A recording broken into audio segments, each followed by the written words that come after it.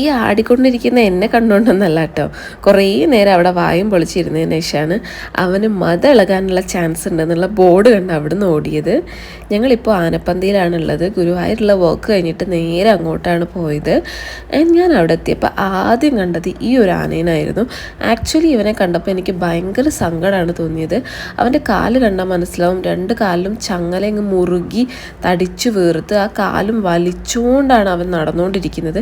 നമ്മുടെ ഇച്ചിരി നേരത്തേതിന് വേണ്ടിയിട്ട് അങ്ങനത്തെ ജീവികളെ എനിക്ക് ഭയങ്കര ഹേർട്ട് ചെയ്യുന്ന രീതിയിൽ എനിക്ക് തോന്നി. പക്ഷെ അവിടെ കാണാൻ ഭയങ്കര ക്യൂട്ടായിട്ടുള്ള ഉണ്ടായിരുന്നു, ഇങ്ങനെ കുളിക്കുന്നതും ചെവി ആട്ടിക്കൊണ്ട് ഇങ്ങനെ കിടക്കുന്നതും ചുറ്റിനും കാണാൻ ഒരുപാട് ഉണ്ടായിരുന്നു. പക്ഷെ ചിലതൊക്കെ നമുക്ക് കാണുമ്പോൾ ഭയങ്കരമായിട്ട് ഫീൽ ചെയ്യും, ഭയങ്കര സങ്കടം തോന്നും. പിന്നെ നമ്മൾ അവിടെ ഞാനും അമ്മയും അനിയത്തിയായിരുന്നു പോയിട്ടുണ്ടായിരുന്നത്. എൻ്റെ അനിയത്തി അവിടെ മൊത്തം ഓടി നടന്നായിരുന്നു കണ്ടിട്ടുണ്ടായിരുന്നത്, പേടിച്ചിട്ട്. പിന്നെ ഇച്ചിരി നേരം കാറ്റൊക്കെ കൊണ്ട് ഇരുന്നിട്ടാണ് നമ്മൾ തിരിച്ചു പോയത്.